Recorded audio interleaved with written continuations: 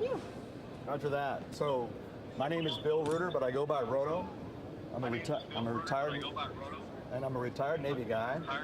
Flew F-18s in the Navy, and had a blast doing that, and retired out of the Navy, and now I'm a part of this tremendous, tremendous family of folks that do training and simulation for all of our services and international folks around the world.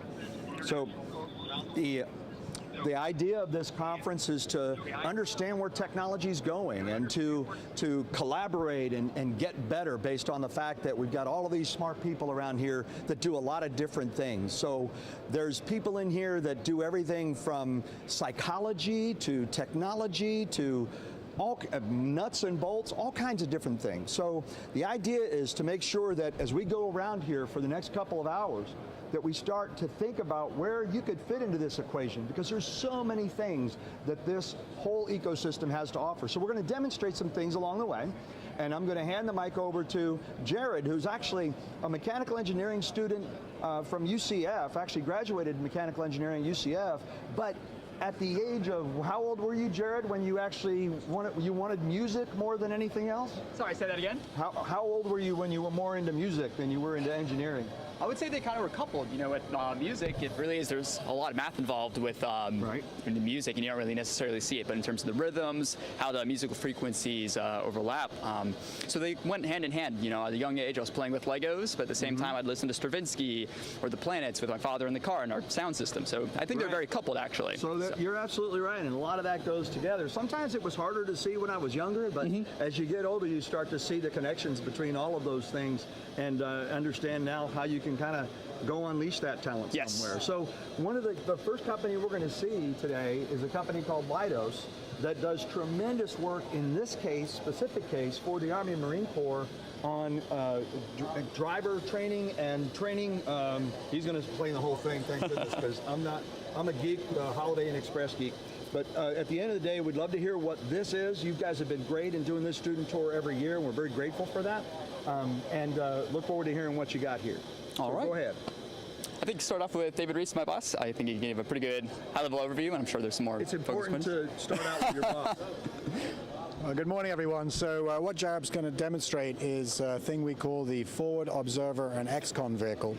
And one of the big issues that we have in military training right now is putting training information at the point of need. So traditionally, it's kind of like going to high school, right? You go to school, you sit in the class, you get the training, and then you go apply it and go through that process. That doesn't really work in the military because our folks are deployed. And so part of the idea that we're working on in Leidos is how do we take training information, training technologies, and push it forward so that if you're in the theater, if you're in your vehicle park, if you're on your ship, you can get training operating your equipment just as you would in an operational context. And so what we've had Jared working on is a whole bunch of technologies to enable that, and the Fox V is sort of our flagship. It's part of a family of training support vehicles that we're building. And I'm going to let Jared spend a little bit of time talking about some of the specific work that he's done on it, because he's done really well, and he's been with us now a year and a half. We got him straight out of college and is really one of our success stories on how a STEM-focused education can lead directly to, I think, a fun job. He's going to say it's fun because he's talking to his boss, but a fun job and some interesting challenges. So, Jared. All right, so starting off as an intern, thrown into a group of 5 other engineering interns across all sorts of disciplines, and immediately I was given a rough idea, and we were told to go execute it. So we were able to use new technologies, be it Raspberry Pis, some slight programming on that, 3D printing and other additive manufacturing techniques, and create a sort of new product that sort of spurned some direction for some other projects that actually are used on our program. Another project. As an intern, I was tasked with redesigning a controller gun, and immediately I asked, can I use a 3D printer? And eventually, through several iterations, we came up with this, and this is actually now a production model. And I was the chief engineer effectively on this project. again, starting off as an intern project. So it's sort of the projects that we like to give our interns, as they're young, see what sort of tasks they can handle and see how they can grow through that before bringing them on full time. That's a great point. So the 3D printing allows you to fail quick. Exactly. Right? And then you can learn from it each time and get better. Exactly. Right? And you can see what goes wrong, what doesn't work very fast, whereas with other designs, you have to go out, maybe have multiple product runs done. That's right. So this is very fast feedback, especially for a fast-moving program. Right. So. Okay. Some other tasks, with the design of this, one day David Reese comes up to me and says, Jared, Take a look at the screen. yeah, come on in. But effectively, we had this roll up and pull up into our shop, and I was tasked with outfitting it and getting all the construction done on it. So we've got touchscreen monitors enclosed here. We use aluminum extrusion to create all the framing, and it's very sturdy. I mean, we go outside and drive this all the time. But effectively, this is used to monitor exercises, check all the data that comes in. We have the touch screens moving the camera around so that we can see around exactly what's going on. We're monitoring the frequencies that the radios operate at, see where the trouble spots are, see how we can troubleshoot that, and if we need to, drive out to those areas and correct those issues. So when a forward observer is out there trying to sample what's going on and understand what's going on in the battlefield so that they can give direction back to forces on exactly where and how to deploy and what threat is out there and that sort of stuff. Right? Yes, That's exactly. what they do. So this vehicle facilitates that process and gets higher quality information into the warfighter. Right? Exactly, that is correct. So at the end of the day, everything you're going to see on this floor, some way, shape, or form is traced towards saving lives and advancing learning and proficiency. Okay, and you'll see a lot of technology, but you also have the people behind it that are actually saying, you know what, I need that because that'll actually teach somebody something. And you're going to see some cool stuff that even goes into the classroom as well. So, any final thoughts? I don't think so, not right now. No, well, we appreciate what you do. Thanks for having us. And you're a great success story, having come out of UCF. Go Knights. Go Knights. And we're going to go on to our next demonstration. So thanks again. Thanks for having me. Much appreciated. You bet. David, thank you as always. Always a pleasure. See you next year. Absolutely. You bet. Take care. Absolutely. So we're going to take a little walk here, and when we do that, you're going to see a lot of different demonstrations and technology all over the floor, from advanced visual systems to, this is like games on steroids, right? But when you think about this, the first thing you want to say is that it's a game, right? That it's something that is really cool, and that would make my Xbox, really sing. But at the end of the day, our goal here is to ensure that things are actually training someone and giving them that learning and proficiency that they need to do their job better. So there's a little bit different twist on technology when you're designing things to make somebody learn more than just some of the gaming technology, although the gaming technology has fed into this space. So when you think about whether or not you're into software or whether you're into art and you want to create some of these terrific scenes that are authentic and give people sort of an effect where they feel like they're there. I mean, if any of you have been to Pandora over at Animal Kingdom, you've seen exactly what goes on and how that makes you feel like you're totally immersed in the environment. You feel like part of it. Same kind of thing here, okay? Whether it's virtual reality goggles, whether it's augmented reality, and whether it's some of these big domes that you go into and you're seeing exactly what you would normally see. So we're going to go in and see the Navy now, okay? So, and this is an organization that I was actually with when I was wearing uniform, and we're going to go in and see these guys do a demonstration of some technology that, again, not a game, but a way to get more proficient about things, even though it may look like a gaming kind of engine to you and is often run on the same kind of software engines that games use. Okay, so Ryan, you going to give the demo? Yes, sir. Okay, if you don't mind, I'm going to hold this up closer to you for the live stream, and then this is for the recorded one. Okay, so introduce yourself and how you got here, and maybe a little bit about your schooling and what you did to get to where you are in the Navy. Yes, sir. So I'm Lieutenant Commander Ryan Kramer, a submarine officer by trade, even though I'm at a Naval Air Warfare Command. Last job was as XO of the USS Albuquerque. It was a fast attack submarine out of Bremerton, Washington, which has since been decommissioned. But No, what we do here for the Navy is we make training products, and for the one that we have here, it's not necessarily a submarine-related product, but it is MIRTS, which is a multi-purpose reconfigurable training system. And it's something that PDU, the undersea portion of NOC-TSD, created. And either way, to jump into this, I'm sure a number of y'all have seen this, but just probably haven't realized it. So whenever you go to an airport, as the plane is sitting there getting ready for takeoff, well, this is the start cart, or the mobile electric power plant that is used to bring power into the plane, jet, what have you, before the onboard generators kick on and power it. But that's so the lights can be on before you start the engines, right? Yes. In the airplane, in the commercial airplanes, right? Yes. Yeah. Run your air conditioning, run the Wi-Fi, what have you, prior to getting ready to go. But with what we have here, multi-purpose reconfigurable training system, our whole point of this is we want to make training products that work on the same gear. So right now we have the mobile electric power plant, which we call MEP. But if we had other applications running on here, this could be a Virginia-class diesel generator, or it could be a Virginia-class torpedo room. But with what we're like an Xbox, I mean, you plug in different games that have different scenes and all that other kind of stuff. This is just a different purpose, yes. Right? And so you can use that for that, or like he's saying, a torpedo room or something like that. So it's reconfigurable in that sense. We're used to that on the gaming side, but we're really getting there on the training side, which is why this is cool. And speaking of the gaming stuff, so this runs off of code called Unity. And so whenever you buy the latest and greatest video game made by EA Sports or what have you, about 45%, half of them run on Unity. So fortunately, from you and your parents buying video games, you are helping support our R&D, which goes, therefore to train the sailors. But with what we have here, the great thing about it is, it's fingers on glass, so I and the Navy doesn't have to procure a mobile electric power plant to run this. And we have simple gestures, which I'm sure y'all could pick up on probably a lot better than myself. One finger, look around, 2 fingers, zoom in, zoom out, and 3 fingers, you just sort of float around on a singular plane. But in doing so, it enables the sailors to get used to a product or a system before they even get onto the real one.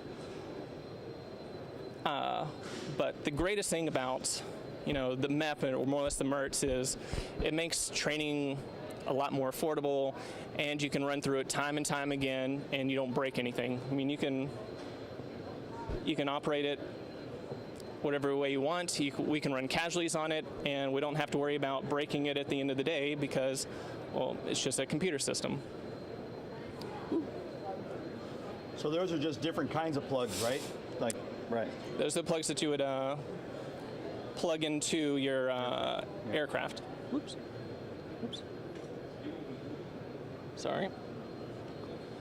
But in doing so, Unity, it's a physics-based gaming system. We don't have to code a lot of the things into it, such as when it starts up, we tell the system that, hey, there's gonna be hot gases in here, so it's gonna pop up like you would expect any lever to do. So when you turn on something, it behaves the way that the whole cart typically would behave if you were using it. So you're starting it now, turning on the starter. So as I go, it pops up. Oops. And so what I'm doing here is we have a one finger or one hand, two hand operation, which allows you to do different things. And then for right now, sorry.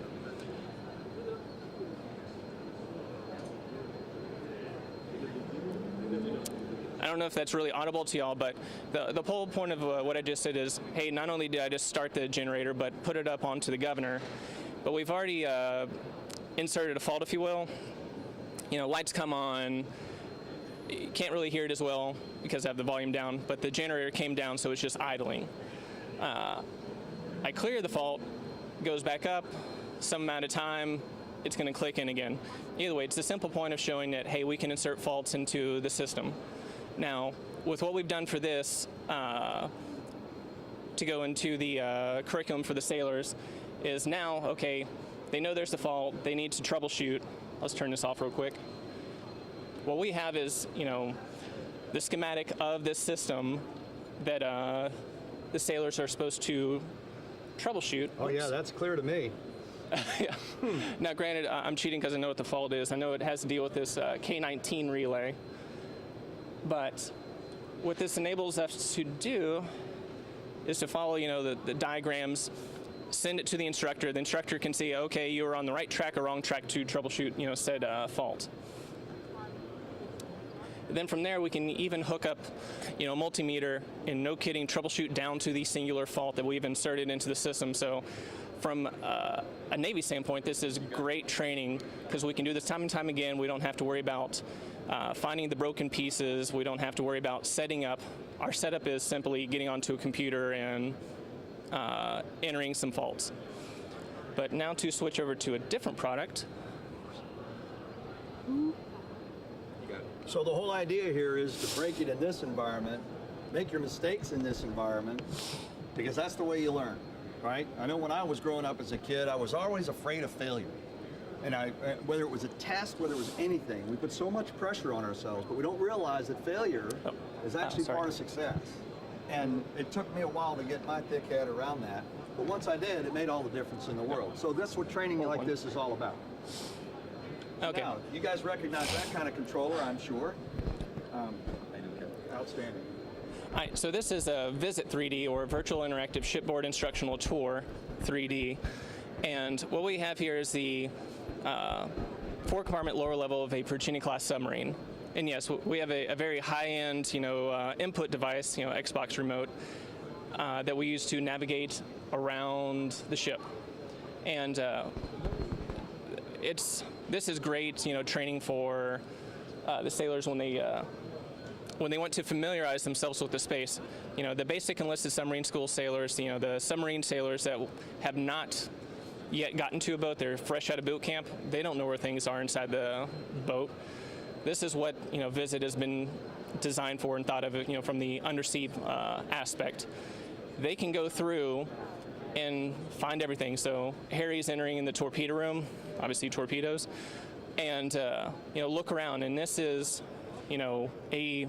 almost down to a pinpoint accuracy of what a torpedo room on a Virginia class looks like. They're from CAD drawings, they're from 3D scans. So this is just again, a great way to bring the training to the sailors so they can familiarize themselves before they even get there.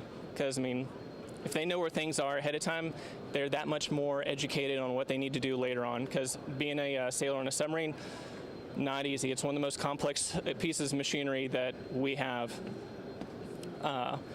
So what Harry just started up is another product that we use, but is not ours.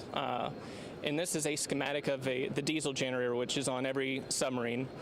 This one happens to be a Caterpillar diesel, but again, this shows the sailors, mainly the auxiliary men. This is what, no kidding, the inside of a diesel generator looks like. Normally it looks like a piece of machinery with the skin on it. Well, with this application, you can strip all that back. It's like X-ray vision. Oh yes. Yeah. It's like a CAT scan of the diesel. Right. So you can see what all the moving pieces look like. It definitely helps with the understanding of what's going on, because otherwise it just looks like a black box. That's awesome.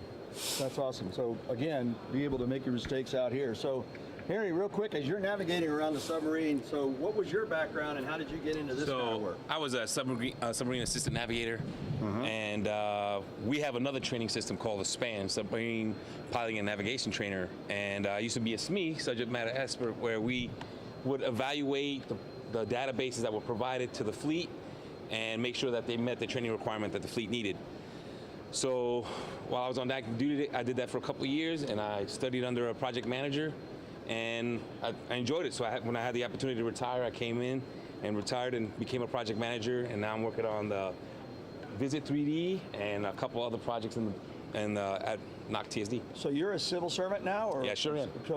So and a lot of people don't understand that you can go to work for the Navy in a lot of different ways, right? You don't always have to be wearing the cloth. There's a lot of great civilian opportunities and a lot of different jobs inside the Navy, Army, Marine Corps, and Air Force that people do coming out of school that allow them to contribute to the kinds of things that we're talking about today.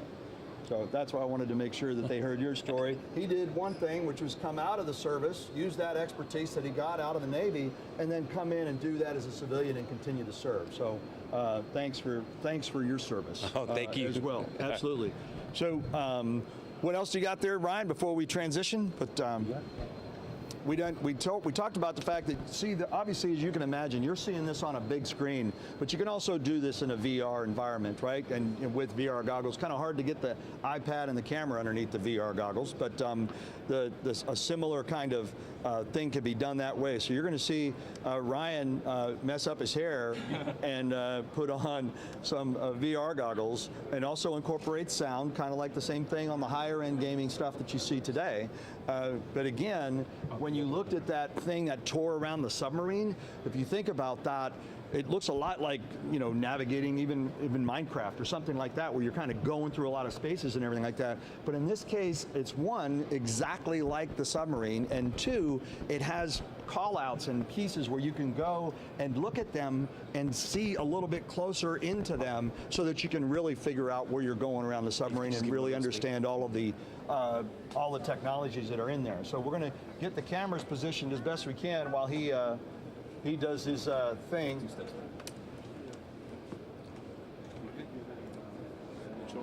Yeah, no, you look great. You look great, man. Alright, so this is a similar product from the last one. It instead of being a Visit 3D, this one's Visit VR, or virtual reality. And I'm sure some of y'all are maybe familiar with a little bit of virtual reality with putting on these headsets. Maybe you've gotten a little bit of motion sickness. That's not as much of an issue with this one. I don't get it at all. And the main reason is everything's a one-for-one type action. For every foot or so I move this of what I believe is a foot, I'm seeing my remote move as a foot. And another thing too is to move around. I'm sure you can maybe see, we don't necessarily walk because we're confined, based on the tether of these goggles. So to move around, we use the laser pointer, and that is how we navigate. But we're able to do something such as, pick up boxes. And for right now, this is more of an R&D type of activity or research and development. It is not a fielded product by any means. You want to see the inside of a torpedo tube. But it definitely immerses you into the submarine. I mean, for right now, I feel like I'm about to, have to squeeze real tight to move back here, but in reality, I can move around as much as I want. And yeah.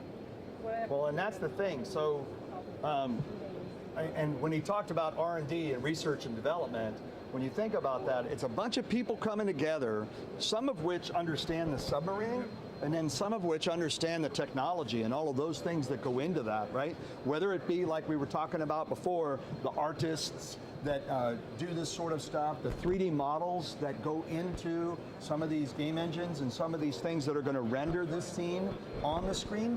So all of those disciplines need to come together to do that kind of research and development and make sure that this happens. So the number of educations that are required to make something like this happen, don't think it's just an engineer, or it's just an artist, or it's just a computer scientist. There's a lot of different disciplines that need to come into making this kind of thing happen, so it's actually going to be truly effective for the warfighter. Oh yeah, because the graphics artists and the engineers, for the most part, they've never been on a submarine, so things that might seem insignificant to them are hugely important to us. Right, exactly. But yeah, you definitely need a good melding of the subject matter experts, the engineers, the graphics artists to put something like this together, because it is not, one of those fields alone will not be able to do it. Right. Well, Ryan, thanks a lot, man. We've got to get on to our next site. But any parting thoughts for the kids out there that are looking to figure things out? For figuring things out, you can still be trying to figure things out even at 40 years of age. That's an important thing. So don't feel that you have to make whatever choices you are thinking of in high school. Yes, they are important, but it is not the end all. you can enlist, you can go to college, you can do something else, figure out what you want to do, and then finally do it. But definitely do something that you're going to enjoy, because you're going to be doing it for a long, long time. There you go. Thanks, Ryan. I Yes, sir. appreciate that. It's great to see you. Thanks again. You bet. You ready, Amanda? Awesome. Let's rock and roll this way. And we're going to go and see a flight simulator now, which is my favorite, of course, because that's where I grew up as an F-18 pilot. So I grew up in Key West, Florida, in a trailer park. My parents did not go to college, but I really wanted to be an astronaut because I was actually there for Apollo 11 when it went off, because I'm that old. And so I got a dream at that point that I wanted to be an astronaut. And then I had to figure out, okay, what do you do to do that? So that's what led me to go and be an aerospace engineer. It's what led me to go be a pilot in the Navy and then be a test pilot in the Navy, which really is a combination of an engineer and a pilot. Okay, so you end up getting to use both of those things. So had a lot of fun in the Navy, spent 28 years there, and now I like to do this. I like to talk to folks that I know where I was at that stage of my life, and I really, really like to talk about the kinds of things that are available to kids as they come up and they see all of these different things. And sometimes it's really hard to make a decision because there's so many of those things out there, but at the end of the day, when you think about it, if you make a decision, you learn more from making that decision and doing that thing, whatever it is. It's like majors in college. I never changed mine, but the average changes theirs like 2 to 3 times when they're in college. So be patient with yourself and allow yourself to learn so that you can do that kind of thing. So we're going to go see my buddy Ferris here in this is true simulation and training, okay? So true like TRU. And we're going to go see my buddy Ferris here, if he's here, so that he can have some fun and help you understand. So you can look across there. You got big simulators here, okay, and you've got other simulators here. And the idea is that we can do a lot of different things with simulation. Sometimes you don't need to be in a big dome. It kind of depends on what you're really trying to do. So we have simulators here that are big and small, okay. And this one here, my buddy Eric and call sign Ferris Bueller, for those of you that know Ferris Bueller. Okay, so that's this is my buddy. So Ferris, how you doing, man? It's good to see you. Great to see you. You as well. And I know the light's a little dim in here, but sure. That's okay. We'll get over it. You've got, and this is going to be your mic, and I'll hold it up to you when you're great. In the cockpit if that Sure. works. And what you got is students that are both live as well as this being recorded, okay? So the students in classrooms can kind of come back and view this a little later in their classroom. So a lot of STEM kids, a lot of the career technical education kind of groups and things like that, some of the robotics clubs, there's a lot of different schools that are out there that are kind of, doing this sort of thing and paying attention to this today, not only in Florida, but other states around the country. So, so a little bit about yourself and who you are and how you got to where you are. Yeah. And maybe when you were a kid and we were all knuckleheads, and what how you kind of came to do with you ended up doing. Yeah. You can hold the mic. Oh, great. Thanks. No, thanks for coming here, number one. Just glad to have you guys here, and I hope everything's going well at school today. Hope you showed up today. Attendance is important. It's one thing I learned late in life. No, so you're with us here at True Simulation and Training. We're running right in the back of us a T6. It's really a T6 Bravo, kind of configured as a T6 Charlie. My background, I've been in aviation really my entire adult life. As a kid, I dreamed of being a pilot, and somehow the Marine Corps let me be a pilot. And so I flew attack helicopters, and my last job, I was a wing commander for training, and I flew T6s. So even old guys can learn to fly, which is great. So what you see here today is we have a T6, and it's a kind of an attack variant, and it's set up to be linked with our V280 right next door, which is a tilt rotor technology that we're working on with our partners from Bell Helicopter. And in here on the other side, you'll probably see, if you can, this is a pure virtual technology piece. So what you see, these two are linked. So the V280 and this AT6 can fly missions together and simultaneously have someone either on the ground where we're going, or they can fly as a co-pilot virtually in the V280, or they can fly in my exact crew position as an AT6 pilot.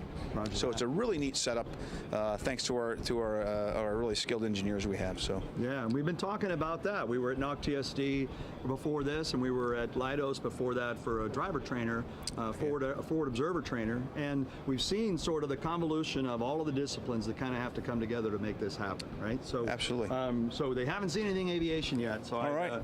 I said that for you. All right. Well, let me hop in here and see if I can. He'll hop in. Come on and get closer, guys. And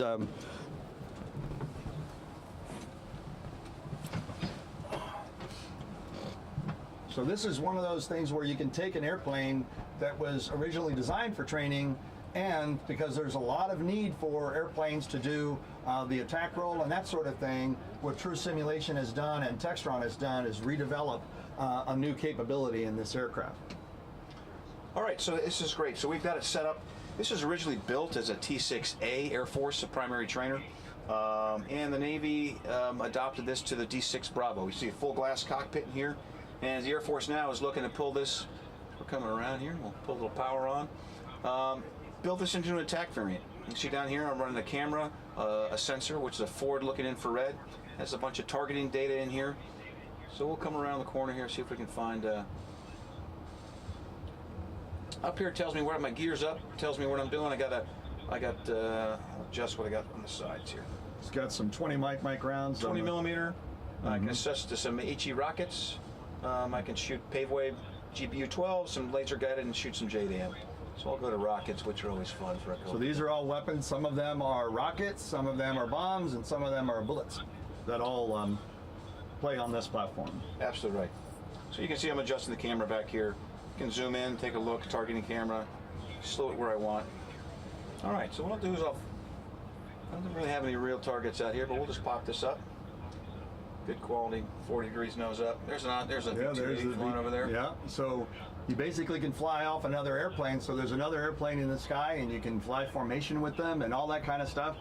So we talked a lot about it, Ferris. We talked about the fact that, you know, we do this and it looks like gaming and all that kind of stuff, but we do that for a specific reason, and this is a different application of that technology that has to do with learning and proficiency. Absolutely right. You can go through all your checklists, you can do all your mission planning, all your briefing, go out and execute a full mission in the, you know, in this really the safety of it, and you get the chance to stop things. If people are doing things that are really, you know, you can freeze training, and you can just reboot training without having to do it in the live airframe.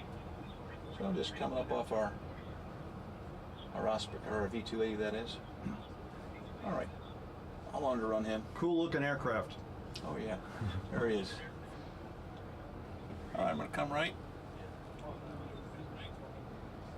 So, and at these shows, the reason that a lot of these folks show these technologies to potential buyers and for people to better understand what technology is really out there. So it's a really, really important place for people to understand how technology is improving and how that can be done, how that can be used towards the mission of both the Department of Defense and our international customers. So here's a lake. This is not an authorized range. This is just off the Yuma range, but we'll go ahead and shoot it anyway? We'll shoot it anyway. Put some rounds down range. Exactly. Put some rockets in there. A little more gun. There you go. Yeah. Excellent. A little power coming off. There you go. So now what I like to do, and I know Ferris does too, because he was a Marine Corps helicopter pilot, was, you know, fly like really low and feel like you're going really, really fast and all that stuff. Yeah. And you can get that sensation when you're in here, right? So you've got a great visual that you can kind of go and drive through this whole thing, and it's very realistic. And also what's great too is we can link. So if you imagine we had 4 or 5 of these or 6 of these, you could put, you know, the 4 of you, a division of aircraft out there, you've briefed it, you've done your standard, your checklist, your taxi, your takeoff, you go ahead and you execute a really complex mission set.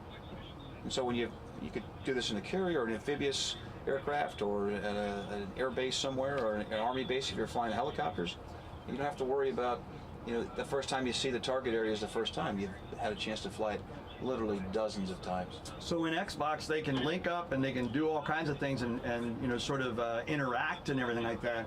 Well, now for training, you know, it's important that we do the same thing, because we don't fight individually. We actually fight as a fighting force. We fight as a Navy and Marine Corps and Air Force and an entire joint team. So you've got to be able to be connected in order to be able to do that effectively and train like you're going to fight. Absolutely right. Do a nice easy power off split S. There you go. Going upside down is always fun. I recommend it highly. As long as you don't spill your coffee, you're good to go. Yeah. So it's the amazing part about this is, and this is a multi-purpose trainer.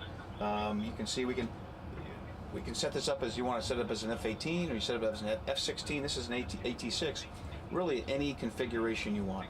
And so, which makes it pretty valuable. No doubt about it. Yeah. Well, thanks a bunch, Ferris. We appreciate that. I'm going to back out and let you close it out by talking to the kids here real quick. But as you can see, this kind of a simulator is, even though it is what we call a low footprint, where it's not like having to take up a whole room and all that kind of stuff, it is still very, very effective. And it allows you to put more of them in that room, and it allows you to do more training with more people, okay, including connecting them and having them work as a team. Because it's always, and he and I say the same thing, one team, one fight. I mean, we're all in this together, okay? So, he and I were in the same family of service, but he was a Marine, I was a Navy guy, both aviators. All right, so any final shots? No, listen, I just say thanks for coming by today. Really appreciate it, and get a chance to tell the story. Anytime we can tell the story of aviation, particularly next generation, we're always happy to. And Roger that, man. When anyone wants to talk to you, give them my card information. I'm happy to sit down and talk aviation. Will do. Thanks, Ferris. Much appreciated. Have a great day. You bet. Thanks, you too. All right, we're going to go out into the sunlight again. So people can see a little bit more. We're going to go from true simulation, and we're headed to something that I think you'll find really cool, if they're there. So we're going to head down towards SAIC, which is a company that's they're cooperating with Full Sail. Okay, so Full Sail is doing some work on mixed reality teaching. So hopefully they're all set up, but they have got this tool that the instructor will basically paint vectors in augmented reality, so that then, rather than just seeing it on a whiteboard, which I know I'm not necessarily a favor of either, these guys see it in 3D and they see it projected on, and they can just tell now what the math is doing, instead of just looking at something on a 2D whiteboard. So the whole 3D aspect of that sort of gives it life, and it allows you to learn some of those really complex things like linear algebra and stuff like that, which you get to in college. It allows you to do that a little bit more effectively and learn it. And he's got several examples of where students just got it. They said, now I get it, based on the fact that they were able to see an augmented reality kind of demonstration of that. It kind of got their head around it, right? So what you're going to see, and you can pan a little bit of the show here, especially when we get up to this middle here, because there are a lot of different companies here. And one of the reasons that we do this right now is because we're doing it before the show officially opens, because it doesn't open until 1.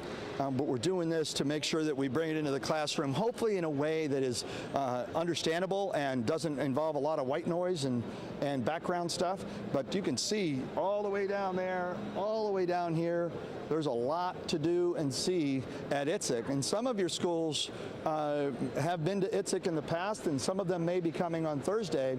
But this is the kind of thing, if you're in a CTE class, or you're somewhere in there, that you really ought to try to compete to be able to get on this show floor next year, because you get to spend like 4 or 5 hours here, and you get to see a lot of these demonstrations and go see everything from all the stuff that you're going to see here today. Okay, so we'll motor our way back towards SAIC, and if they're not there yet, then we'll move on to our next demonstration. Okay, so hang with us on that. And again, like you said, if they have any questions, feel free to text those in to the link.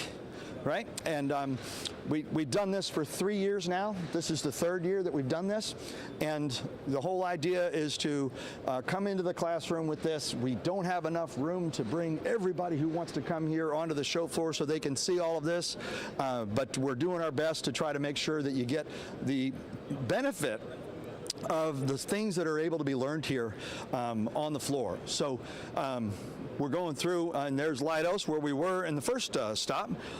and then we're coming up on, as they're kind of, looks like they might be kind of getting set up. So there's a group from Full Sail University, which those of you who are in Central Florida, I would think are very familiar. And we're a special thanks to some of the video folks that are from Valencia College. So again, this is a group effort, okay? So we're very grateful for their partnership and all of that. So I can see that they're getting set up, so if you'll give me just a second, I'm going to check in with them and find out what kind of timeline we're looking at. So how soon do you think? What's that? How soon do you think you would be ready to give a quick demo for the students? Well, we literally just got here. I understand. We were set for 11:30, but we can do it sooner once we get up. Okay, so I'm going to go to one more demo and I'll be back. And what are you looking to talk about? It's the students in the classroom, it's a live feed and a recorded feed. But who's it going to? Who's it addressed to? Just students. SAIC or? No, it's to the students, really. I mean, you can talk about wholesale, you can talk about whatever, okay? So, but you're going to demonstrate the technology and help them understand. And then they're going to visit later and. This is the only exposure they get. Okay. Okay, so somebody told me one time, blessed are those who are flexible, they're sure not to be bent out of shape. So think about that real quick. So let's head down this way. And as always, while we're walking, one of the things that you see here is a lot of visual scenes, right? And you see these really advanced visual scenes. But what happens is often, I didn't understand what it took to make that happen. And what do you want? Some of these companies that are showing visual scenes are actually the artists. Some of them are the computer scientists. Some of them are the projectors. Some of them are the screens. You know, so everybody's got something to bring to that whole picture that you see. And that could be a whole company that does just that. All they do is the screens, or all they do is the projectors. You know, Sony's here. We all know Sony. Sony does projectors. And so those projectors are a big part of our space. This here, and they're not up now, but I want to talk about them a little bit. So see all of these sensors up here. All of this is an optical tracker. So if you get somebody that stands in the middle of this, they project a scene in virtual reality. They project a scene, and they can then, with that weapon right there, they can navigate the whole scene, and it's tracking where they're moving and everything like that. So there's a lot of that kind of stuff going on, so that you don't need to necessarily be in the environment, but they put you in that environment, okay? And that's becoming more and more prevalent in a lot of our training activities. And then they can connect you, kind of like you've seen in a lot of the gaming technologies, they can connect you to other people that are also part of that team, so that you can actually collaborate, cooperate, and maximize the effects of what it is you're trying to do on the battlefield. So we're going to go towards the STEM pavilion. So every year at IITSEC, we have what we call a STEM pavilion. So hopefully most of you know science, technology, engineering, and math is what STEM stands for. And we focus a lot on students being here at IITSEC, and a lot on gaming and students designing games. And one of the things we have up here at the STEM Pavilion is a demonstration of that. We also have Project Lead the Way is always here, and they're doing some great stuff in helping engineers grow. And there's a lot of folks that are very partnered with us as we continue to advance your awareness, so that you can make smarter decisions about what you want to really do and what you want to be, and to expose you to some of these things. Now, I will, depending on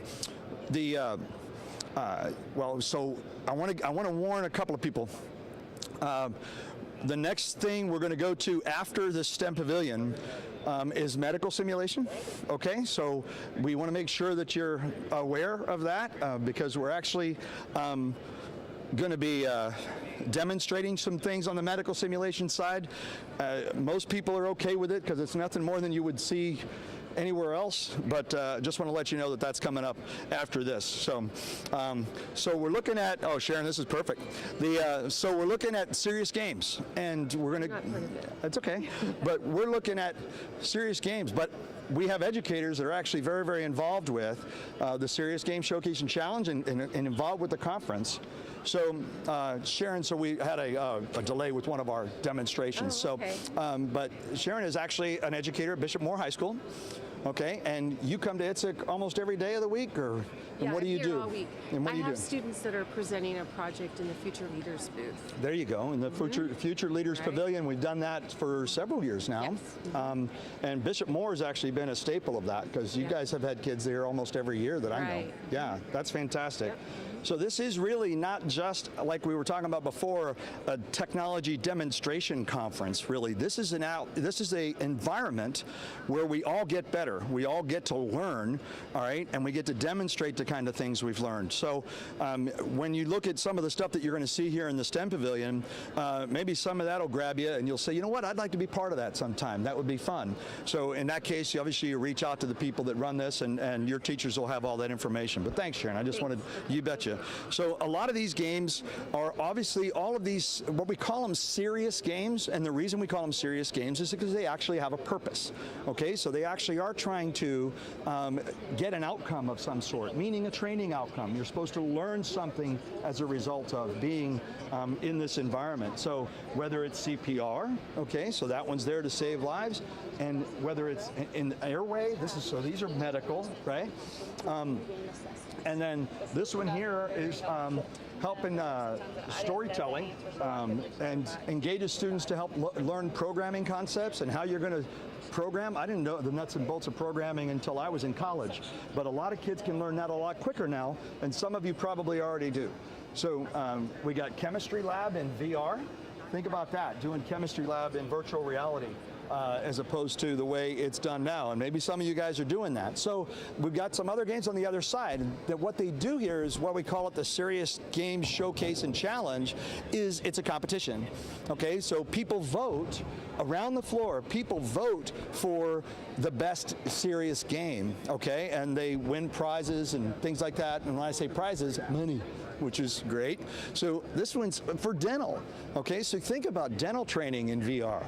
All right, so all of this stuff is now programmed, and they're competing for the ability to be that one, all right, that is voted the best serious game. But all of them had to get here first, and so all 8 of these have already demonstrated that they're tremendous talent, and the application is very, very relevant to our space. So so we're gonna move on from here.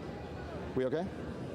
We're going to move on from here. I know it's hard to get used to, and head over to the medical simulation booth to get a quick demonstration of.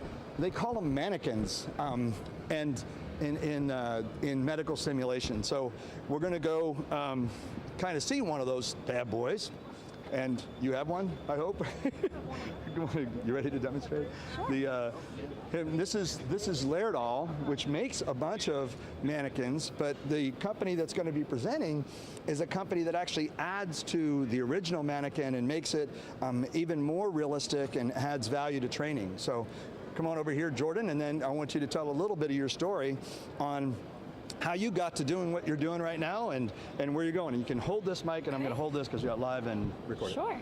So I work for a company called Symmetry, and we work in medical modeling and simulation. So we work in the research and development side of it instead of the sales side. So one of the things that we make here is this amputation leg. So we call this the partial amputation, and it actually connects into the system of the mannequin so that it can actively bleed to present a more realistic training scenario for these military people who are training on this device. So how did you get into this, and what's your background? You know, I was really lucky. I ended up networking and kind of got to know someone at the Army Research Lab who knew Angela, who's my boss, and she presented me the opportunity to come work at Symmetry. So I took the opportunity, and it's been absolutely phenomenal. I wouldn't change it for the world. So my background is in health sciences. That's what I got my undergrad in at the University of Central Florida. So that's Go Knights. a little bit about me. Yeah, go Knights. And then what else after that?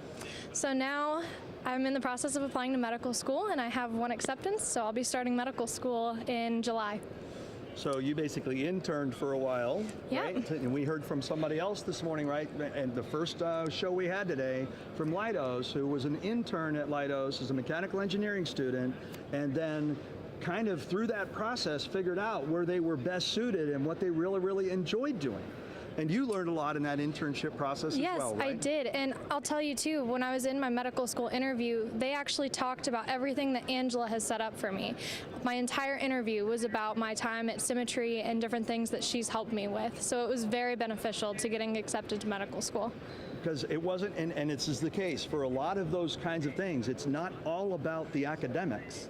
It's about understanding the context and understanding more of the story of what is actually being done and what it means. So in your case, you got to learn more of the outcome in a way, right? Yeah. So you were, it doesn't matter as much whether or not you're, I mean, granted, get good grades, all that stuff, but at the end of the day, learn more than just the academics. Learn the context of what it is you're actually going to be doing. So talk a little bit more about the mannequin and what it does and how training takes place here. Okay, so a lot of first responders and military personnel like to train on these mannequins because they have a lot of different capabilities.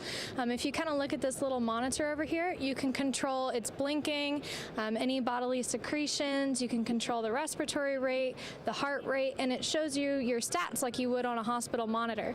So you can control all these different things and present a variety of scenarios to whoever the trainee may be. You can perform procedures on it. Yep, it breathes. So if you look, you can see the chest rise. And you can also see it blinking. Mm-hmm. So I forgot my train of thought now. Sorry. No, you're good. So you can also perform different procedures on it. So like with our amputation leg on here, you can practice putting on a tourniquet. If you notice, there's a tourniquet on here. You can do what's called a needle chest decompression. You can do IVs and different procedures like that. That's cool. And it's better to do them on something like this than it is to do it on a live person most of the time, at least first. So in fact, in a tourniquet, I know, at least I've heard that, tourniquets can be applied but not be effective. So you need something that gives you that feedback to ensure that they are effective. So it's not just what you see on the surface. There's actually smarts inside this whole mannequin that assess whether or not the trainee is doing something correctly, right? Yep, it provides feedback to the monitors so that the instructors can see how the students are doing real time. Right, and so, just putting on a tourniquet, it doesn't necessarily do any good if it didn't do what the tourniquet was intended to do, i.e. stop the bleeding, et cetera, right? So this is, like others that we've talked about, a cooperation between different companies that have different technologies, right? In this case, Lærdal Medical, who's actually out of Norway, but has a U.S. presence as well, they are the biggest one in the whole world that supplies these mannequins. And Symmetry, a smaller business, brings technology to make it even better. So those are the kinds of partnerships, when you look around this floor, those are the kinds of partnerships that are taking place that are very, as we say, synergistic, making them better. Okay, and at the end of the day, what is it about? It is about training, in this case, not only training those in uniform, but also training the emergency medical folks, the first responders, and a lot of other folks that have to deal with these sorts of casualties. So any other final thoughts? Not really. Roger that. Well, thanks for sharing your story. Your story is very compelling, and hopefully with some of you in the classroom, it gives you a little bit of insight on, like we were saying before, don't think you have to have it right the first time, and continue to make decisions to say, well, I want to try that, and then learn in that trial, and then go make a decision that's even more informed, right? Sure, yeah, absolutely. Actually, I ended up changing my path. I started down one path wanting to do physical therapy, and when I got here, I realized that wasn't quite for me. And there was kind of a road bump where I had to add 2 years of college coursework to my already 4-year degree in order to apply to medical school. But I'll tell you, in the end, it's well worth it, even if it takes a little extra push to get where you need to go. Roger that. Well, thank you for that. Much appreciated. Thank you for stopping by. You bet. Have a great day. You too. All right, so we're going to head back towards SAIC now. Thanks for coming by. You did a great My job. pleasure. Thank you. So we'll head back over here and look at this virtual reality vector math thing. So I can't remember what I did in college, although I look at the notes every once in a while, and I can't believe I actually wrote those notes. because all of that information in my brain, there was so much room in my brain, or not enough room in my brain, that it had to fall out. So for other information like being able to fly airplanes. So we're on our way to SAIC, but in the meantime, you can see, see, there's a favorite thing of mine. So that's a Navy airplane. It's not the F-18 like I flew, but then we've got the these trainers. They look like it's the real car, right? They look like it's the real vehicle, right? But it's a trainer. So the more real you can make it, the better it is when it comes to training, right? That kind of makes sense. So we'll stop here at SAIC to see what they've got, and then we're going to go back and see some other cool stuff on the aviation side that I think you'll find cool, that like a moving chair and all this other kind of stuff that some people are doing. But again, with the questions, this is another company here, Disty, that actually does a lot of training for the maintenance side. So the same kind of touch screens you saw back at NOC-TSD, these guys do it with everything from VR to all of that kind of stuff. And now we're walking in, and they've got a few people all collaborating. So this is the idea. This is the new classroom, if you ask me. Okay, and we're going to hear from some folks that. And he is a very, very passionate guy about education. And it was good to meet you yesterday, Dan. And we're really looking forward to hearing you talk a little bit about why this works and how students actually can capture some of these more spatial concepts with the use of VR and AR and that sort of thing. So, and introduce yourself a little bit about where you're from and how you got to where you are now. And you can hold this. Oh, okay, you can tire hold. Well, yeah. Okay, so my name's Dan Mapes. I teach augmented and virtual reality at Full Sail University. Full Sail is a college, it's fully accredited, but their courses run in half the time as a normal college. And from my perspective, that gives me, I have to condense the education, make it as valuable as possible. Part of the things when you're a student, I'm talking to students right now, and you take classes and you come into an advanced class, you're expected to remember what you learned in those classes. In my case, it was linear algebra, vector mathematics, game mathematics, things like this that they had learned 6 months earlier, but they came into my classroom and they're a little bit rusty. That happens, right? My problem was that I had new material to teach, and I didn't have the time to teach, give them a refresher course. So what I was doing in the last year is I was going over to the whiteboard, the whiteboard or the chalkboard, and I'm like turning my back to you guys, and I'm teaching a refresher course on linear algebra and sending you home with homework, and you can imagine it was coming back incomplete. All right, and I didn't have time for this. So what I did is I created a virtual reality where I can actually sketch the vectors right in front of you. And we can talk, and instead of me just telling you and lecturing at you, I can say, show me. Show me. And so now you have to, like, during the lecture, provide constant feedback. And this has changed the way I teach now, because you guys are getting the lesson now. I can see that you're getting the lesson. And I actually have some of my students here. They're coming and volunteering for the show. They actually took my course last month, and they're actually demonstrating it right here. Super. So if you can narrate that, and they can show it on the board up there. Or... So these are my students in the black shirts. We've got a volunteer who's just experiencing Magic Leap for the first time. It wasn't exactly planned, but they're going over and showing her a little bit of what I showed them. Okay. And right now they're talking about basic vectors, vector addition, subtraction. You can see there's some green glowing objects in the upper right. You also see in the projector that they're in a world that doesn't exist in the real world. And when they have the headset on, they're walking around these problems. Right. And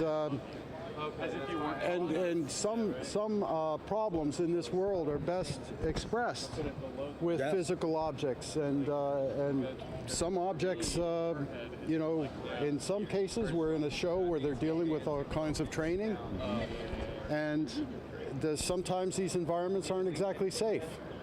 Right. And we can simulate not only mathematics, but we can simulate unsafe environments where you can practice in these cases. And I think the way we start to change, the way we teach, the way we train is going to be very affected by this new affordable technology. And our school trains the students to master this technology and create training experiences. Well, and like we were talking about before, fail, but fail in an environment like this. And in this case, if you think about trying to go through linear algebra, trying to master linear algebra, so it's going to take a lot of failures probably to get to success, right? And that's okay, like we talked about, that's all part of success. But in this environment, everybody can learn from them. Right. And everybody can see somebody either making a mistake or getting it and then being able to reinforce. So it reinforces everybody's awareness of what it is you're trying to convey and teach and make marinate on these kids. Right, and our students teach each other. Right. And that's another aspect of it. And one of the best ways to learn is to teach it yourself. Right. They can also take the experience home with them. Our students have virtual reality gear as part of their kit. And once they've learned in the classroom, they can take it home as well and reinforce it. But in the end of the day, my goal is to get them to hunker down and write some actually hard code. Right. And they have to transcribe their knowledge that the spatial idea of vectors, linear algebra into 3D virtual reality code. Yeah. But different skill. But if they don't understand the math, I can't get them to do the other part. That's right. And believe me, math is important. Yes. No matter what you tell your parents. Well, and math is, and what a lot of people don't understand, like you're saying, they say, I want to be a graphic artist, or I want to be you pick it, right? They often don't understand the foundational aspects of that with respect to math and some science to really sort out whether or not you're ready to do those sorts of things. And well, and just another message to students who are saying I am this and I am that. When you get into industry and you get into the business, you're a little bit of everything. And the more you understand about the math, if you're an artist, the more you can work with the programmers, and vice versa. A programmer that says, well, I'm not a 3D modeler, or I'm not like this, I just say, how do you know? Right. You have to stretch yourself and know a little bit of everything so that you can work with teams. Couldn't agree more. And you punctuated an illustration we had earlier today about multidisciplinary teams having to come together to create an outcome that's actually going to be relevant in our space when it comes to training and proficiency. So appreciate your insight into that, and you're punctuating a message we tried to make earlier. So, but pretty cool. I see like 5-10 years from now, maybe even 5 years from now or less, classrooms, especially that deal with sort of, it's not abstract, it's actually very real, but it can look abstract on a whiteboard, but it can make it real in this kind of environment. Right now, you're seeing basically vector math, which is kind of a game math thing, but I'm considering extending this now into physics. The physics of mechanics. And even though I don't physically teach that at the moment, I think it's valuable because certain concepts are just best described in 3D. No question about it. Well, we really appreciate it, Dan, and thanks again for agreeing to do this, especially when you guys just got here and we're setting up for the show. I live for the next generation. You bet. All right, man. Have a great day, and thanks again. So, on the rest of the journey, for those of you that are with us, and I know you're tired of hearing my voice, and frankly I am, but let's go back this way. We got a couple of really cool stops on the aviation side, and we've got a couple of building blocks on exactly what kind of simulation gets done on the aviation side and what the building blocks are of creating one. Most of the times we just look at the visual scene and all that, like you saw over at True Simulation. But at the end of the day, there's a lot of other things that have to go into making that authentic, including the controls, including sometimes the motion, including the displays and all of that kind of stuff. So we're going to walk over here and see some of these other displays. We've got some of the names you probably recognize. You know, you have Boeing, and you have L3, and you have these companies that have been around a long time that do this along with build airplanes, or this along with build radars and all that other kind of stuff. But there's a lot of companies in the training and simulation domain, and for those of you either in Virginia or in Central Florida, there's a ton of opportunity in that kind of space, right? So because there's a lot of companies that do work in that space for people that come out, whether they be educators, and a lot of people that have degrees in education understand how to design systems. So there's more medical stuff you can see there. So actually one of the medical kits there that Jordan was standing behind is one where they converted one of those mannequins to a female, because they need to train on both genders. They just don't need to train on some generic mannequin that's just male. So Symmetry designed that to again make that mannequin that you saw better. So follow me. We got BAE Systems, we got Lockheed, a lot of people that you all recognize, and yeah, and feel free to pan a lot of that stuff. But we're going to come on over here towards Bohemia Interactive. Running a little ahead. I had to figure out who else. Let's see. Look at Lockheed. They've got some cool whiz-bang stuff as well. They always do. The Bohemia Interactive is actually over in the research park by UCF, but they are also over in the Czech Republic. So they come from over there. So we're going to get a quick demo of this device here. So we're here, and the way this goes is I've got two mics, one for the live feed and the webinar, and the other for the recorded. Okay. And so what we'd like you to do is talk a little bit, first of all, about yourself and how you got into this, right? Because there's a lot of kids in the classroom that are kind of still sorting out, what they want to be and how they want to do it. But to do that, and then talk a little bit about this and how Bohemia is using this to train folks in aviation. Okay. So, and everything from the motion thing to all of that kind of stuff. So over to you. No pressure. Tony would actually be the best person. All right, to talk Tony, about. that's fine. Yeah. There you go, man. Hold that mic forward, and you will, and I'll hold So who's this for again? So you've got high school and middle schoolers live streamed in a webinar, and right now, and then we've got we're recording it for schools to download and play in the classroom. Okay, so what we're showing off here is basically a combination of multiple pieces together working. So this is to show off what you could build for a potential Apache. That's what we're showing here, the Apache flight Helicopter? trainer. Yeah, Apache helicopter.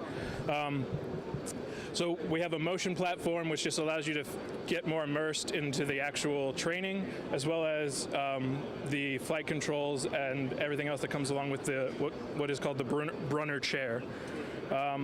So basically we're just showing this as a demo for that. What we do, what our company does, Bohemia Interactive, we supply the IG system, which is what's showing the visuals right there. That's the image generator. Yes, image generator. We also supply the visuals inside of the VR HUD, or the VR headset that's on his head right now. And that's a screen of what he's seeing in VR right now. Right, correct. Yeah, this is a duplicated view right here. Right. And then what we have in the machines that are behind this wall, we basically have 3 machines all running this. So one machine is specifically for the simulation of the aircraft, another is for the visuals of the machine, and then another one being the actual application that controls all of the surfaces on the device. So this way it gets everything into the same simulation, and then we can see it all onto the IG itself. But that's what our company does. We supply that. Right. So we talked about on the way over here, we talked about the fact that you need more than just the visual scene to make things right? Obviously, you've added some motion, you add sticks and rudders, or not rudders, sticks and cyclics, or collectives and cyclics and rudder pedals and that sort of thing. And then the displays, right? So they have to be authentic as well. Otherwise, you wouldn't be immersed, and you wouldn't feel as though you're. And that's why we went with the HMD, which are the motion device on his head. So this way you get more immersed. You can look around. We don't want to have a 360-degree TV going around his head. We just want to have that visual. Right. Also, what we're doing is in a few minutes we're going to be doing a demo where we have a bunch of other stations. They're all interconnected and talking to each other. With the VBSD over there, which is our other ground trainer, and we also are interconnected with a bunch of other stations on the other side there. So and we talked about that too. So the whole idea of collective training, where people are all connected, and that's what they and that makes the whole team better, right? Right. And so a lot of these systems are built with that in mind. And Corey, did you want to punctuate that at all? Yeah, just maybe, I guess quickly, just to discuss what we're doing here. So what we have is a synthetic environment. We have obviously the virtual image generation, and the virtual image generation is really used to display what we have inside of a common operational picture, if you will. So all of the different simulators that you'll see here, they're connected together with a common environment. They have our scenarios as well as, here you see a simulator, you'll see some more simulators over on the side, reconfigurable vehicle trainers that are connected together with a common environment. And the purpose is to show that really where we've gone to from VBS3 is as a platform provider. So we're much more like an operating system for simulation that you can hook any kind of hardware into, any kind of training device into, and it's an open and modular platform for whatever people want to develop. So when you think about it, so those of you in the classroom, the idea is to not have to, if you're the person that's trying to buy these technologies, not having to have an adapter plug for every single thing that you're trying to hook together, but to have it be easily plugged into a lot of different other training systems, a lot of different applications, so that you can bring folks together to train as an integrated force and not have to deal with some of the things that keep people from being able to play that way. It's no different than PlayStation, Xbox. I mean, it's no different than some of the other things that are quote unquote incompatible because of the way that they are built.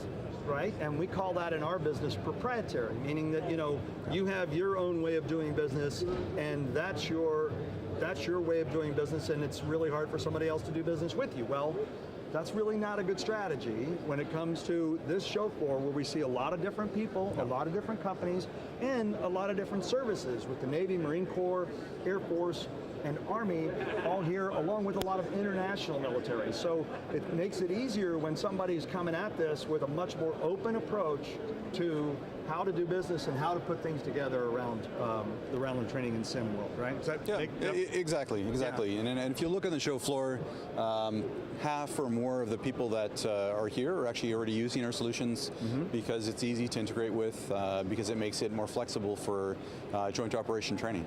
Right, absolutely. So we've seen some good VR, some good AR, and all that kind of stuff, and it's been great. We've seen a classroom that's using VR, that's teaching linear algebra in VR, which is phenomenal. So the kids have been exposed to a lot, and I've always been good to come by Bohemia when I do this tour to be able to expose them to some of the great things you guys are doing. So thanks a lot. Yep, much appreciated. You bet. All right, so we're going to walk this way to... I don't know where she is. I don't know. There you are. So, yeah, ask her if she'd like to take the mic here.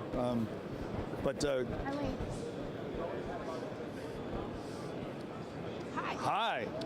Nice to join you, Roto. Thank you. Where are you going today? We're going to Industrial Smoke and Mirrors, which is a cool name for a company. It's probably the coolest name of any company that we have on the floor. And so why don't you introduce yourself, though, and look into the mic there, look into the mic, yeah. Hi, some of you may have actually seen me already. I've been a STEM Connect presenter over the past 4 years. So if you have, thanks, welcome back. Anybody from Liberty Middle School in Ocala, woohoo! Go Liberty! I was live to 1,800 students there. Roger that. Awesome. So, who are we talking to at Industrial Smoke and Mirrors? I run a research lab at UCF, so we do some of the things Roto's been showing you that are doing some demonstrations and things like this. We actually field those for folks, augmented reality with and virtual reality with our Vive, and we're playing with Oculus Go. We even have a daiquiri helmet, so we've got a blast-resistant augmented reality helmet. How cool. We can't wait to play with it. So let's see what we're going to see today from Industrial Smoke and Mirrors.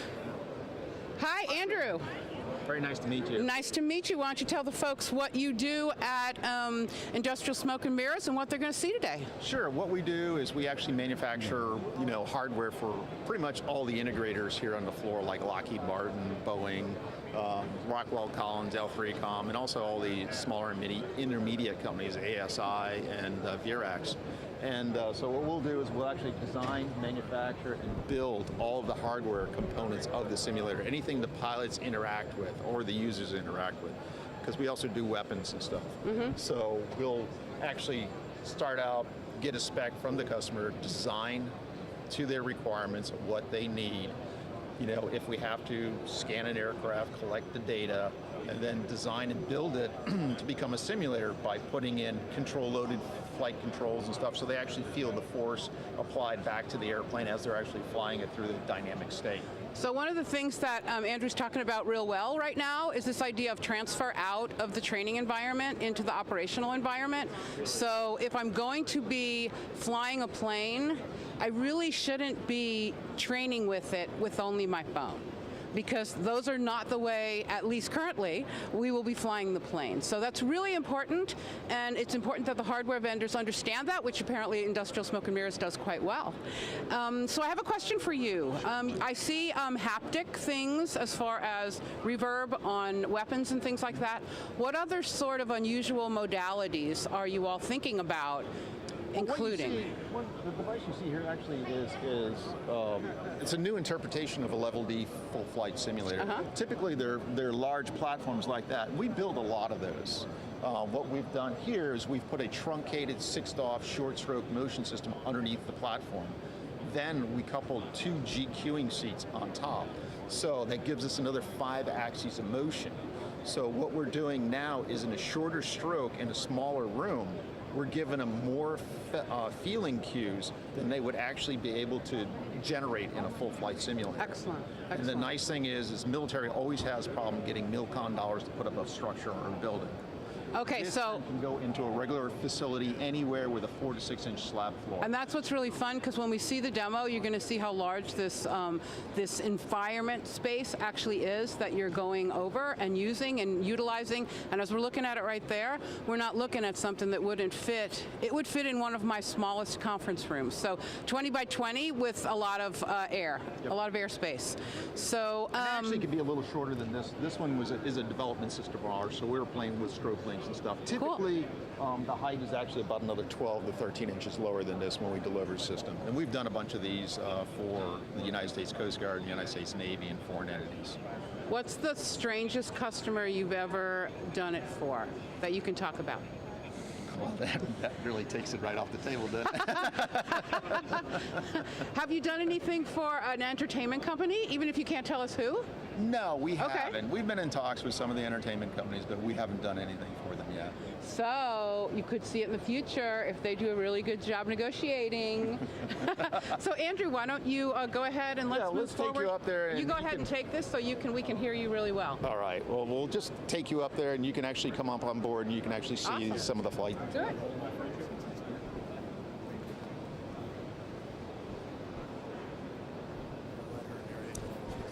You got it on pause? No. Do you want to go up on there? Of course I do. Okay. Pause the motion. Okay. All right. Go ahead and jump up there, and we'll go ahead and let you sit in the left-hand seat. Bye, y'all. It's been fun. And watch your head getting in. Matt will actually do some of the flying. He's actually quite confident. I don't get motion sickness. Okay. And go ahead and fade us in. All right, go ahead, Matt. So what I'm looking at right here is a really wonderful flyover of a city. Is this New York, or This does it is just New have York. elements? Okay, because No. this Queens girl kind of thinks she sees the Chrysler Building, which we always thought was my dad's building. Right. Because he worked there. Yeah, you'll see the image that you're looking at is actually Echelon's IG. This is their new single computer solution. So this is all driven by one rack-mountable PC. That's really nice. It's very nice. As you can feel in our base, you feel the vibration of the rotor blade. And you can also feel the turns. Go ahead and give us a little. Feel the onset cues and stuff, and you feel the motion in your seat. Pull back.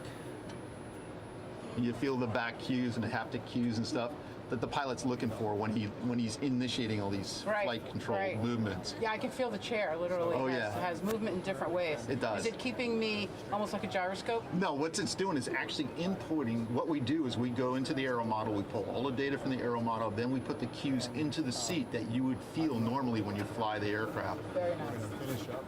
Quite a few of us are pilots that work there, so we all have real good feeling for what it should feel like. So I won't do anything to you to make you try to find the Unisphere in Queens from Men in Black, but this is really, really nice. What I like is that, would you consider this photorealistic? It's pretty good.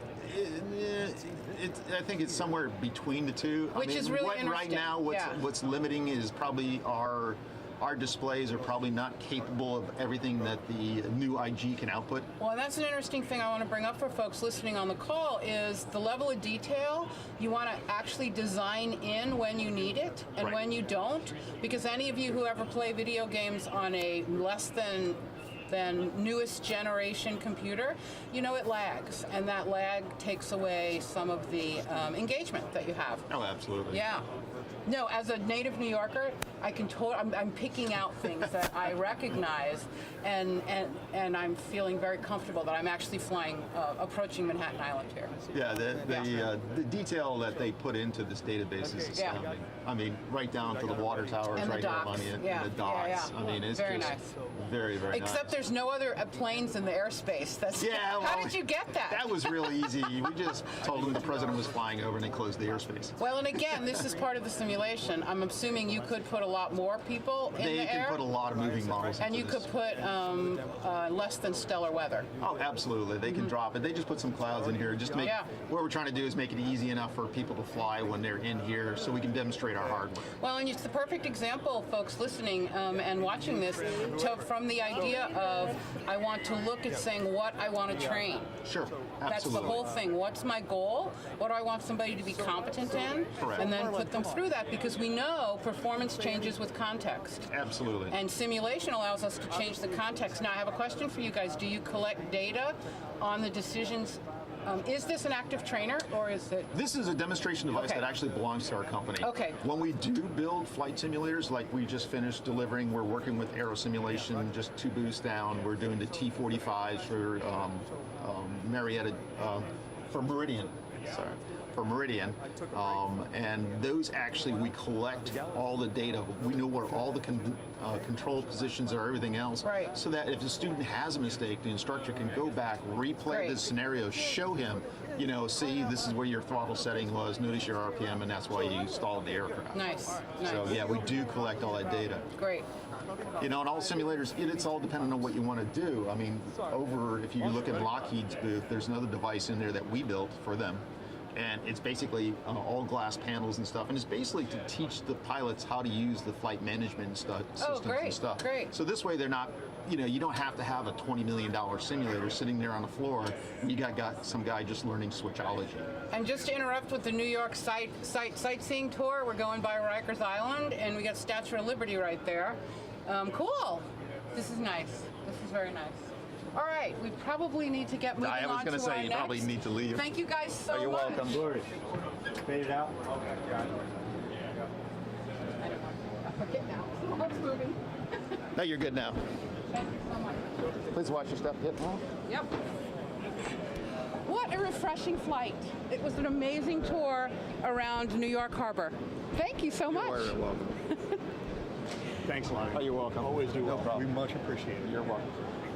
Take us to our next booth, Roto. Absolutely. You know where we're going. Absolutely, and you're gonna facilitate this, but we're going to Lockheed now, okay? And as you know, everybody knows what Lockheed is, and Lockheed is a pretty big company. They build a lot of different airplanes. One of the airplanes they build is the F-35 JSF, which a lot of you kids know, and anybody who is a enthusiast of aviation.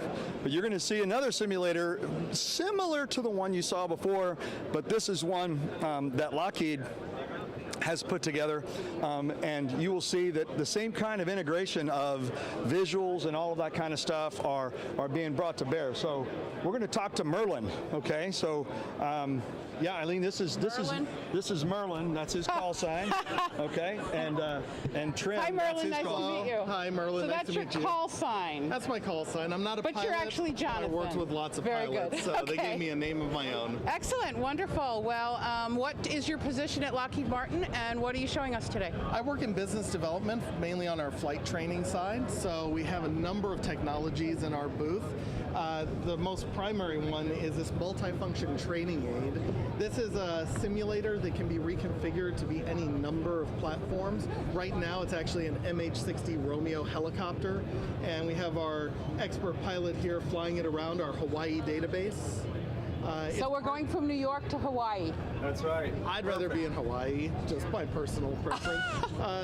We're out here. There are a number of other entities playing in the scenario. It's part of an integrated mission that has land assets, maritime assets, and other flight assets all playing together in one common scenario. Oh, nice. Nice, very nice. So what is the coolest thing that this adds to a training landscape for competency? The coolest thing that this adds is the ability to have high fidelity training in a really small footprint package.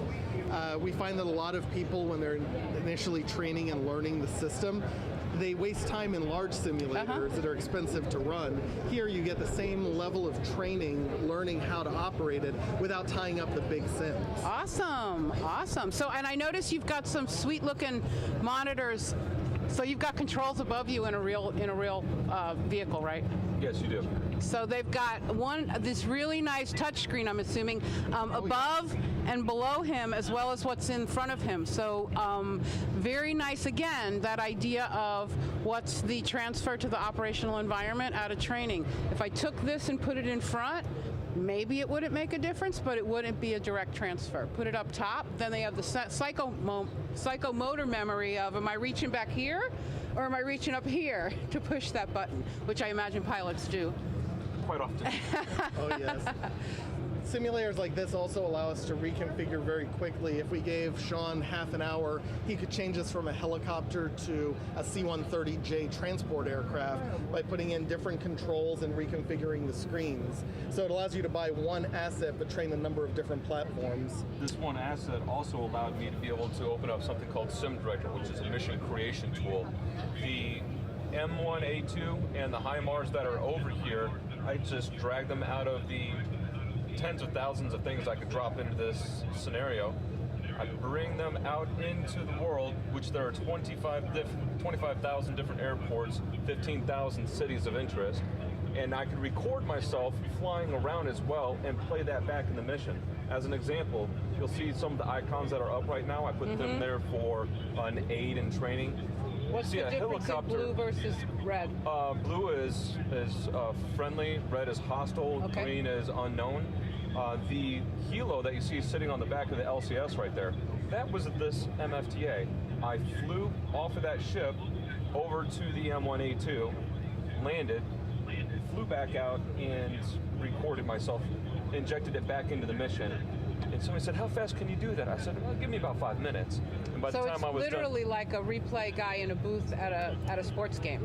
Almost, pretty much, to get that replay. Play-by-play debrief capability. Yeah. And they could benchmark you on that debrief capability, because exactly me saying 5 minutes was critiqued by our human performance engineer. He said, it took you 3 minutes and 48 seconds.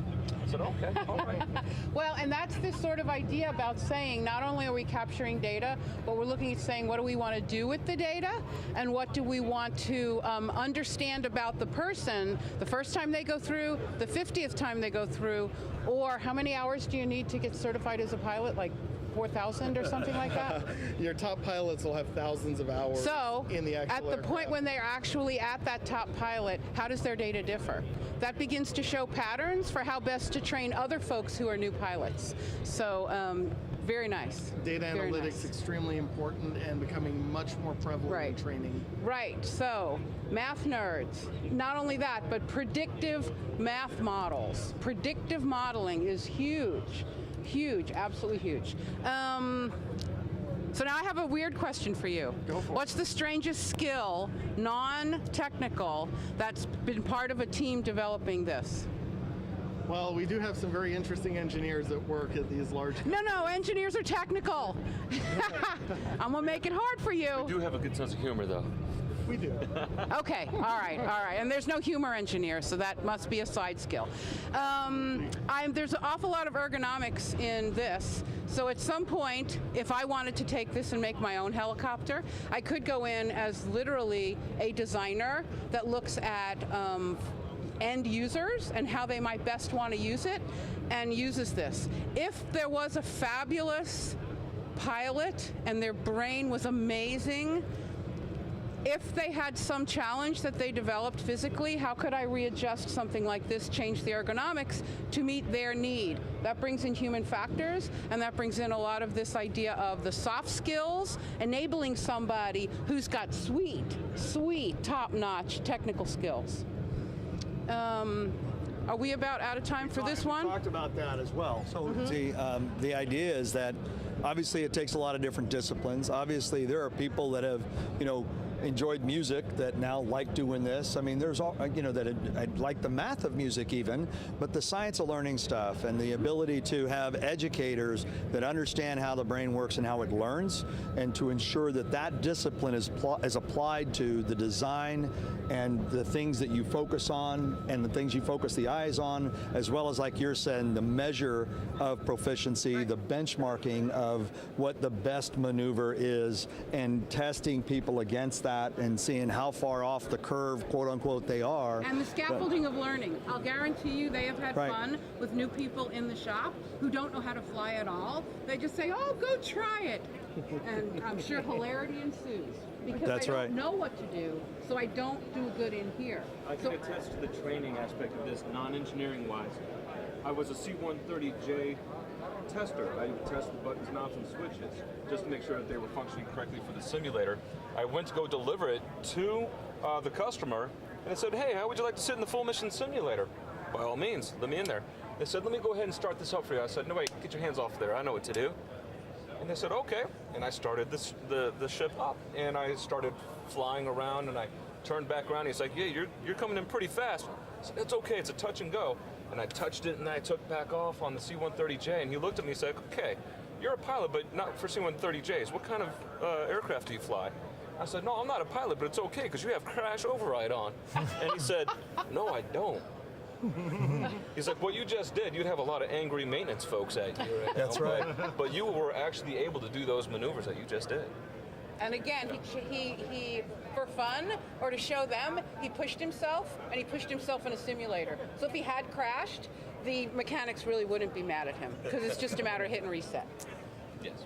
And that's why we build training, so we can practice again and again in a very safe environment. And when we offset the full mission simulators with multifunction training aids or part task trainers using the prepared software, it allows us to be able to open up the bottleneck and the throughput of folks going through the schoolhouse. They get more of that simulation time. They get more of that experience. And it can be up for 24 hours a day, 7 days a week, except for that 5 minutes to restart the computers and maybe wipe down the touch screens. Yeah, please. Well, thank you guys. Jonathan, thank you so much. It was a pleasure. Thank you so much. Merlin, so do you speak jive to that, or can you introduce us to some that do? I'd be happy to. Absolutely. Outstanding. So, Go ahead, we talked about virtual reality, and we've had a lot of conversations about the applications of virtual reality in our environment. So, nothing like putting somebody on the spot like Brandon and these guys, but they also use virtual reality for gunfire training. Okay, so if you look at that weapon that's right in front of that guy, he's on a VR headset, using his handles and all that kind of stuff to operate the weapon. So you can see him over there, right? And see him over there actually operating that, and you're seeing what he's seeing in the VR headset. So there's a lot of applications of this, not just the entertainment aspect of VR, but ensuring in this case, you have to have correlation between that weapon and where it's shooting so that you can actually assess whether or not somebody's doing it right. Right, so that's an important attribute of this. So we've spent time talking about the differences between the gaming environment and the training systems, right? And you work in that technology to say, look, how do we have to build these differently than you would in a gaming environment to capture the learning, to capture that sort of stuff? And can you talk a little bit about the design process and how it has to, everything from correlation to stuff like that, and how it has to be done through the lens of ensuring accuracy and that sort of thing? Certainly, in a gaming environment, you go into a first-person shooter type scenario, and consumers, you can live with a lot of bugs in the system and the code. You're running around, you're trying to get the top score or capture the flag. In a training environment, we have to anticipate every outcome and everything that the operator needs to do with his system, and that the reactions are proper so he doesn't get negative training. Right. The advancements in virtual reality and augmented reality and now mixed reality technologies is really allowing us to move it forward to prototype systems, prototype placement of buttons and controls and things. Instead of building a full shell or a real system, we can do it in the virtual environment. And by doing it in there, you can quickly make changes. Oh, that trigger's in a bad spot, let's put it down here. Oh, the targeting system's on this side, but it should be on the other side. Really allowing you to dig deeper into the details and the accuracy of the modeling before you actually build something to print. Yeah, absolutely. And we've talked about that. We've talked about simulation. Now you're seeing a lot of simulation for training here, okay? But Merlin, you just hit on something that's another important attribute and use of simulation, and that is design and development, okay? So that you actually are, when you finally building it, you're doing it right the first time because you've done all the modeling and things like that up front. And right now there's a big push on model-based engineering, right? Yeah. So you actually are doing so much of the engineering already in a model, so that you don't have to build and realize it's wrong, go build again, because that was taking a lot longer time. So some of the new aircraft that are being built today, they go through a bunch of model-based engineering long before one slice of metal is cut. Because now they know things fit together. They know that's the right aerodynamics. They know all of those things because of the cool models that they have. So yeah, thanks for introducing that segue, because there's a lot of that going on right now, and you saw it on F-35, I'm sure. Absolutely. On F-35, I used to work in the simulation department, and in the mid-2005 region, we were modeling the end state of the aircraft capability up front, finding bugs, finding problems, finding issues, and getting all that sorted out between mission systems, avionics, vehicle systems, so that when they actually developed the real software, we not only had an expectation of how it should act, but found interferences where we could predict things and make corrections. Roger that. So, all of that as we begin to wrap up, to say that there is a ton of opportunity in this environment for anything you're passionate about doing. The key is to sort of, try other things and get confident about the things that actually drive you and the things that you're passionate about. Then look for some of the applications of your talent and your passion in this area right here. And I told you before that I grew up and I wanted to be an astronaut. And I was a finalist 3 times for astronaut. I didn't make it. I've got a lot of buddies who are there, but I didn't make it, okay? But at the end of the day, I would have never gotten to do what I ended up doing in the Navy and beyond had I not had that dream and that passion. So what it ends up doing is you follow a dream and you also discover your purpose, okay? You discover your purpose in the pursuit of a dream. And so that's what happened to me. And I'm grateful to be able to do what I do right now, to be able to work with folks like Merlin and share cool ideas and talk about technology and all of that kind of things that like we do. And it really adds value to you. So I encourage you to keep plugging away and not worry about failure. Unless, it's the real failure. But failure doesn't define the person, okay? It's an event. And know that it's an element of success. And those of us that are more successful have just failed more, okay? So please keep that in your mind as you go and pursue whatever career it is you're going to do. And like I said, if you're a teacher or if you're in this, desiring getting a degree in education, all that kind of stuff, recognize that there are applications beyond the classroom. Although I believe being in the classroom and teaching kids is probably the most important profession in our country or in the world. Okay, so please respect those teachers, because they often don't do it for the money. They do it because they have a heart that says, I want to make a difference and leave a wake in people's lives. So I admire you for what you do, those of you in the classroom that are teachers, and please know that you have our utmost respect. And we're hoping that we were able to add some value to your classes today, and that we gave you some things to think about. Hopefully some of you will be on the show floor live next year, and just tell your teachers to look out for that email and apply to come here on the show floor, and we'll have you here, and we'll have another group on the virtual tour. But thanks a lot for your time, and enjoy the rest of your day, and make it, as I say, make it a great day.